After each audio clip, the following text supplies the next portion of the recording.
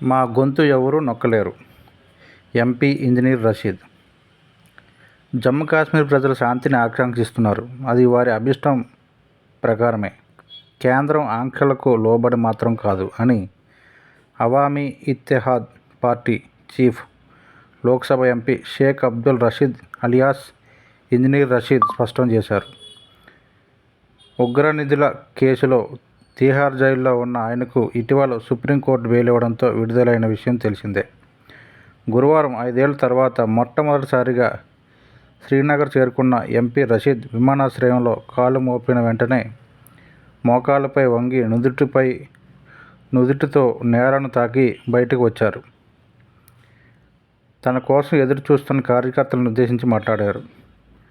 మాకంటే వేరెవరికి కాశ్మీర్లో శాంతితో అవసరం లేదని ప్రధాని మోదీకి చెప్పదలుచుకున్నా. అయితే మేం పెట్టే షరతులకు లోబడే శాంతి నెలకొనాలి తప్ప కేంద్రం విధించే ఆంక్షలకు లోబడి కాదు.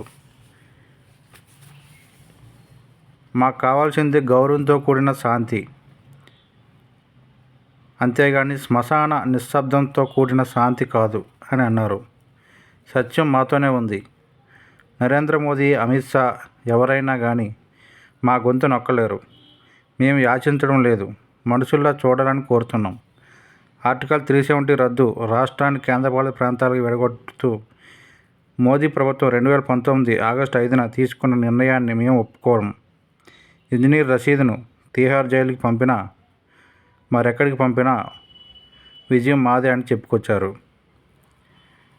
జమ్మూ కాశ్మీర్ అసెంబ్లీ ఎన్నికల్లో ఇండియా కూటమికి తాము మద్దతిస్తామని రషీద్ చెప్పారు. అయితే ఇండియా కూటమి కేంద్రంలో అధికారంలోకి వస్తే రాజ్యాంగంలోని ఆర్టికల్ 370ను పునరుద్ధరిస్తామని ముందుగా హామీ ఇవ్వాలన్నారు. అలాంటి హామీ ఇస్తే మా కార్యకర్తలు ప్రతి ఒక్కరూ ఆ కూటమి అభ్యర్థులకే ఓటేస్తామని ప్రతిజ్ఞ చేశారు. భారత్ ప్రపంచ శక్తిగా ఎదగాలన్న కల నెరవేరాలంటే ముందుగా కాశ్మీర్ అంశాన్ని పరిష్కరించాలని సూచించారు. మేం భారత్ శత్రువులం కాదు, అదే సమయంలో పాకిస్తాన్కి మిత్రులను కాదు అని వ్యాఖ్యానించారు.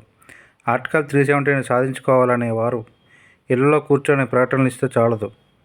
లాల్ చౌక్లో నిరసనలు చేపట్టి లాఠీచార్జిని ఎదుర్కొని సిద్ధమవ్వాలి. నేషనల్ కాన్ఫరెన్స్, పీడీపీ నేతలు ఆ పని చేయలేదు అని వ్యాఖ్యానించారు.